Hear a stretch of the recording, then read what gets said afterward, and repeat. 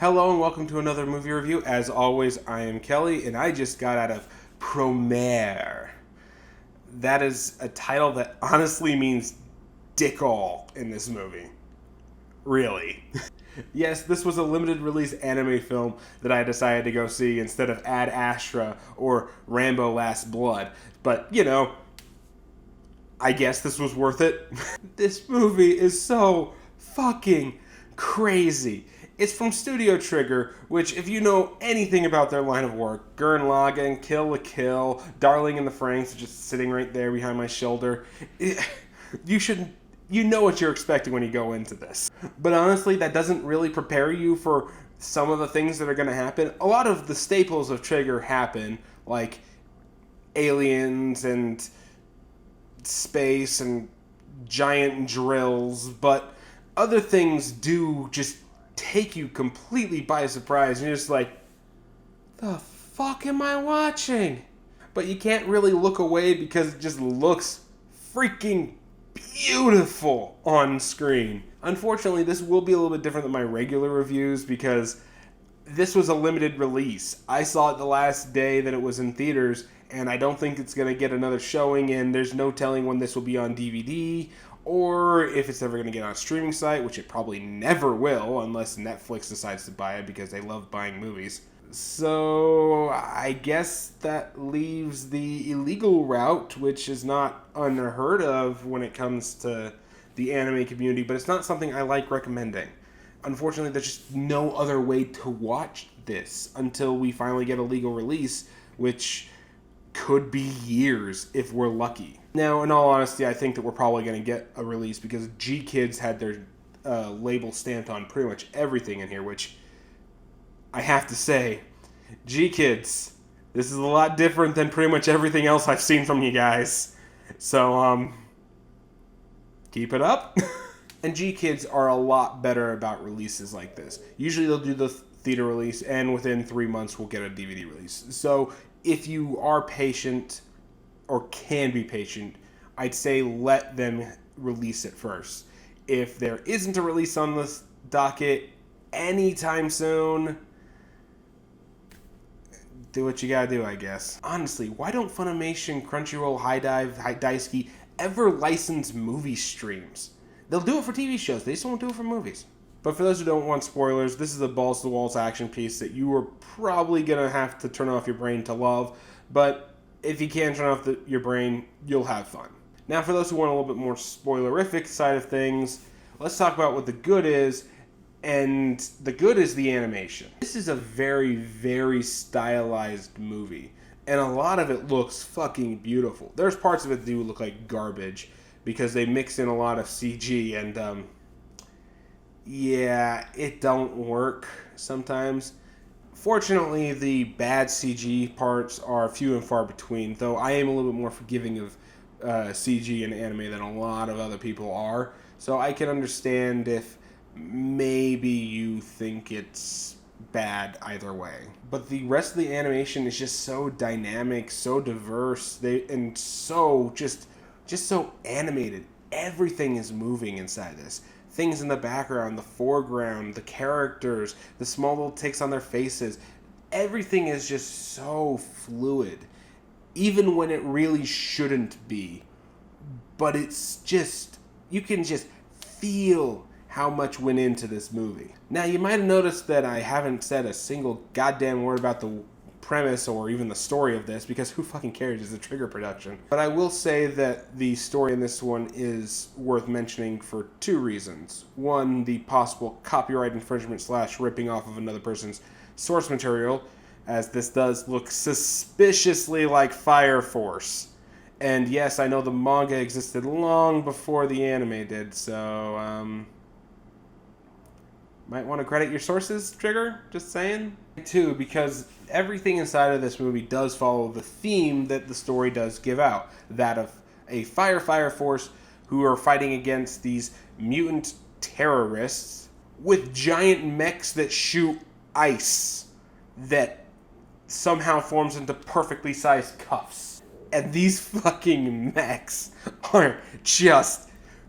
They're overly stylized versions of things actual fighter fighters use. Like, one guy's wearing a giant power loader that is essentially made of giant jaws of life. One guy's in a giant minigun toting like hydro cannon suit, which again shoots like ice barrage bullets that instantly freeze the flames. Okay, not to mention our main guy, Gallo, and his wonderfully awesome spear-wielding fucking mech. It looks like a miniature non-dragon version of the Dragon Sword fighter mode with his little pole thing and he keeps trying to stab the fire with. It's so stupid! But it looks amazing. And again, they're fighting fire-based mutant demon people who turn out to be aliens. Because Trigger. The story of this does not matter. It's good guys versus bad guys with a surprise bad guy in the end that we all saw coming. It wasn't even subtle. I mean, his lead henchman has spiky teeth and little, like crazy eye drawings. He walks on screen. Bad guy. Just bad guy. Like pretty much all of Trigger's productions, even Darling in the Franxx, which people are still surprised that happened. They take subtlety and freaking substance, throw it out the window, and hose it down in freaking style. And while that is their greatest trait, I think we should get into what this movie kind of lacks.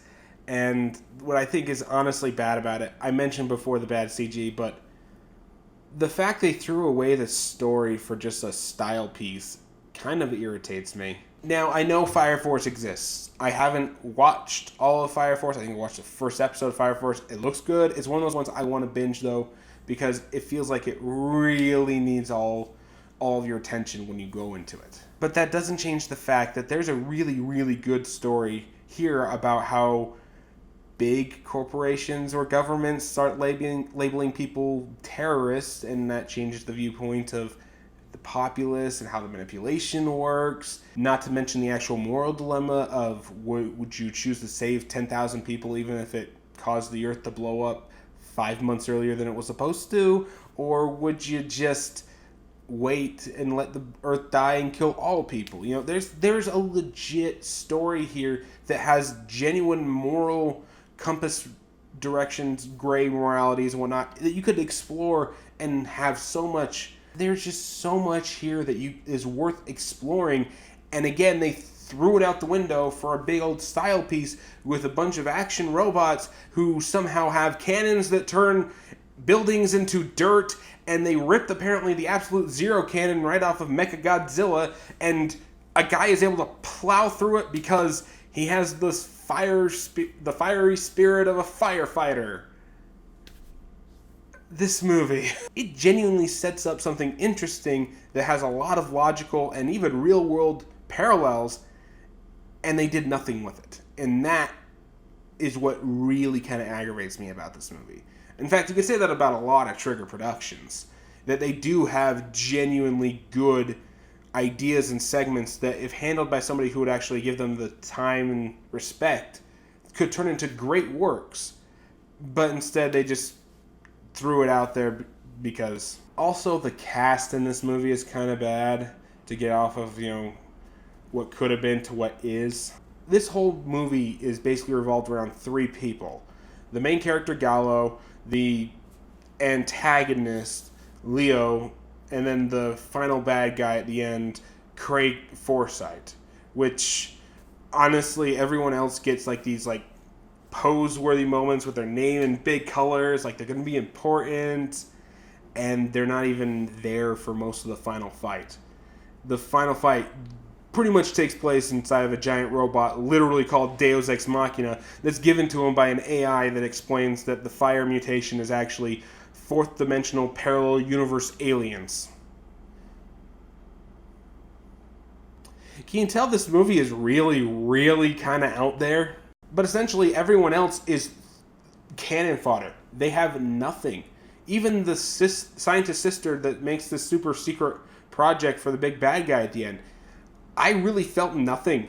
This story felt so ham-fisted and honestly lackluster. I saw it done better in Naruto, and everyone pretty much agrees that twist with Itachi was very poorly handled. But with that said, is this movie worth watching? Abso-fucking-lutely. This is just one of those ones that is great to have a bunch of people over that are drinking and having fun, shit-talking the movie. You can just have so much fun with a group watching this. My theater probably had like 15, 20 people inside of it, and we were laughing so hysterically. We're all throwing jokes at the screen. It is one of those movies that is meant to be watched by a lot of people at once. If you're going to watch it by yourself, you probably won't find as much enjoyment out of it as you would if you actually had a group of people. Again, I really hope this gets a DVD release. Gee, kids, please do it. But if they don't, I still recommend watching this, seeking it out. It's not the best. It's not Gurren Lagann, though it definitely makes you think of Gurren Lagann, especially at the end, when Deus Ex Machina turns into a giant fucking fire robot thing that decides to fix the planet by punching it to death. When in doubt, punch your problems away. It works. Almost as well as drinking them away. And that absurdity lets me say that this movie is worth watching. Now, on my normal, regular ranking system, I'd probably say Redbox or Netflix it, because, there's no way of seeing it in theaters. But I honestly don't know how I should rate it, since you can't see it in theaters, and it's probably not going to be in Redbox, even if it does get a DVD release. So, look for it at your latest convention? But that's it for me. Have you seen Promare? Probably not. But if you have, tell me what you thought about it in the comments down below. And if you haven't, you know what? Any Trigger series, talk about it in the comments down below. Let's get some healthy discussion going. And as always, if you liked what you saw, be sure to like, share, subscribe, all that stuff that helps this YouTube channel grow, survive, and hopefully one day let me pay some bills with it. One day. Also, I've been streaming pretty consistently on Tuesdays and Thursdays. I'm playing a randomized Pokemon Heart Gold and Nuzlocke right now. That's almost finished up. We're going to be switching up the game come October for something a little more horror themed. But we will be continuing a Pokemon game on at least Tuesdays, and again Thursdays, at 11 p.m. Mountain Standard Time.